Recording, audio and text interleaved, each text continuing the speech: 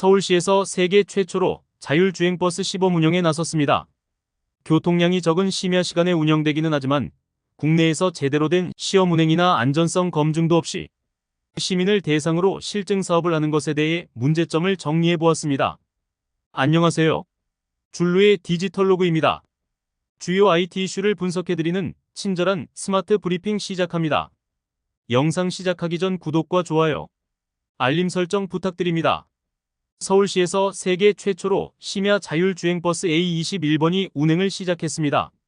이 버스는 마포구 합정역에서 출발하여 신촌, 서대문, 종로 3가를 거쳐 동대문역까지 운행되는 노선입니다. 일반 시내버스와 같지만 버스 내부는 몇 가지 차이점이 있습니다.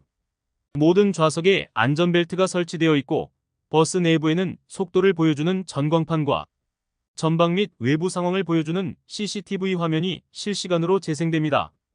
서울시 자율주행버스를 이용한 승객들의 반응은 대체로 긍정적이었으며 버스가 차선을 스스로 변경하거나 주변 차량을 피하는 등의 모습을 보면서 놀라움을 표현했습니다. 하지만 횡단보도나 버스 정거장에서 급정거하는 경우에 대해 일부 승객들은 우려하는 반응을 보이기도 했습니다.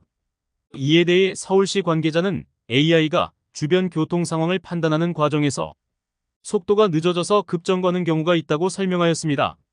심야 A21번 버스는 평일 매일 오후 11시 반부터 다음날 오전 5시 10분까지 운행되며 당분간은 무료로 운영될 예정입니다. 내년 상반기에는 노선을 확장하고 유료화할 계획이며 이를 통해 심야 기사 수급 문제를 해결할 수 있을 것으로 기대하고 있습니다. 일단 서울시의 자율주행버스는 세계 최초라는 타이틀을 획득했는데 과연 안전성과 주행 성능이 충분히 검증된 상태에서 실증 사업을 하는 것인지 다소 의문이 들긴 합니다.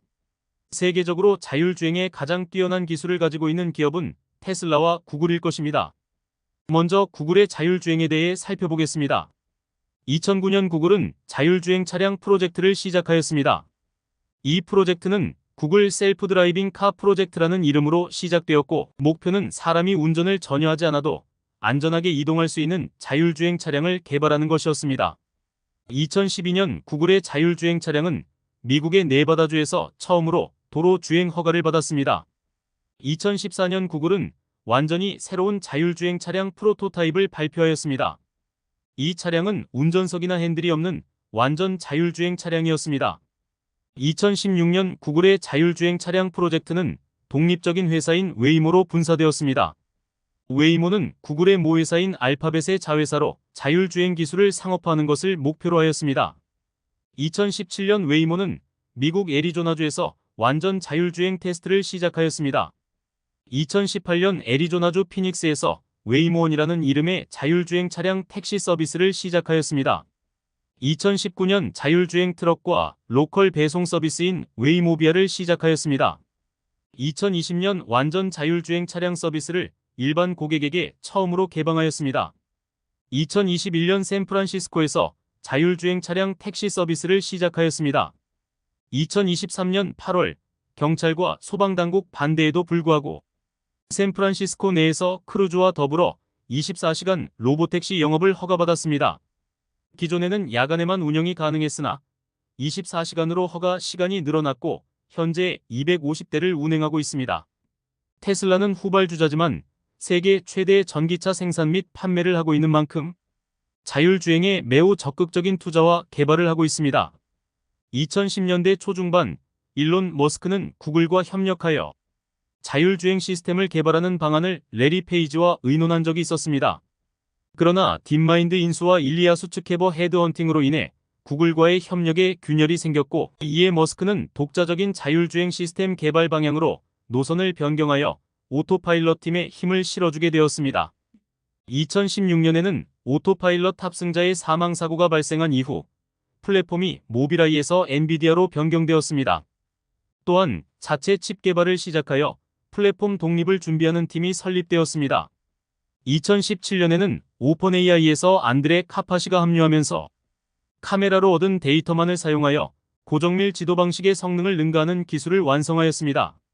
웨이모는 2020년 초에 약 2천만 마일의 실제 도로 데이터를 축적하고 있는 반면 테슬라는 100만 대 이상의 자동차 중 80만 대가 HWE.0 이상을 탑재하고 있어 하루 만에 웨이모의 전체 데이터 이상의 실제 도로 데이터를 수집할 수 있습니다. 이로 인해 테슬라는 30억 마일의 실제 도로주행 데이터를 보유하고 있습니다. 2021년 7월 일론 머스크는 트위터에서 풀셀프 드라이빙 구독 서비스를 출시할 것이라고 밝혔으며 2023년 1분기에는 FSD 베타 누적 운행거리가 1억 3천 마일을 돌파하고 현재 40만 대의 차량이 FSD 베타를 사용하고 있습니다. 자율주행의 양대 산맥인 구글과 테슬라의 상황을 정리해보면 상당히 오랜 기간 자율주행에 대해 개발해왔음에도 불구하고 많은 인원이 탑승하는 버스를 대상으로 자율주행을 구현하고 있지 않다는 것을 알 수 있습니다. 그 이유는 다들 짐작하시다시피 아직까지 자율주행은 완벽하지 않고 항상 사고의 위험성이 있기 때문입니다. 물론 인간이 운전하여도 사고는 발생하지만 인간의 실수와 기계의 실수는 관점이 다르기에 자율주행을 개발하는 회사 입장에서도 한 번의 사고로 대형 인명피해가 발생할 수 있는 버스에서는 아직 자율주행을 운행하지 않는 것입니다. 또한 두 회사가 가장 핵심적으로 투자하는 것이 바로 딥러닝을 위한 주행 데이터의 양입니다. 구글이 개발은 먼저 시작했지만 자동차 제조를 하지 않아 2천만 마일의 주행 데이터를 확보한 반면 테슬라는 제조 및 판매를 통해 1억 3천만 마일의 누적 주행 데이터를 가지고 있다는 것입니다. 인간도 주행거리가 늘면 운전 과정에서 습득하는 다양한 변수에 대응하는 능력이 높아지면서 더욱 안전한 운전을 할 수 있듯이 자율주행 역시 많은 주행 데이터는 보다 안정적인 자율주행을 가능하게 해줍니다. 그럼 과연 서울시에서 운영하는 자율주행 버스는 위 두 가지를 다 염두에 두고 하는 것인지 따져보겠습니다. 글로벌 기업들도 테스트하지 않는 버스 자율주행을 서울시가 나서서 한다는 것은 결론적으로 정말 어불성설입니다. 현재 야간 전용으로 운영하는 이유도 사고의 위험성 때문에 비교적 차가 없는 심야에 실증 사업을 하는 것인데요. 운전자라면 다들 공감하시겠지만 심야 시간에는 차가 적은 대신 난폭, 과속 운전 차량이 많다는 것입니다. 완전히 기계들만 운전을 한다면 서로 통신을 하며 안전하게 운행이 되겠지만 기계가 사람의 행동 패턴까지 인식하지 못하는 상태에서 발생하는 변수에는 충분히 대응할 수 없는 것이 현실인데 서울시는 무슨 배짱으로 많은 인원이 탑승하는 버스를 대상으로 손님을 직접 태우고 실증 사업을 하는지 이해가 되지 않습니다. 두 번째로 주행 데이터입니다.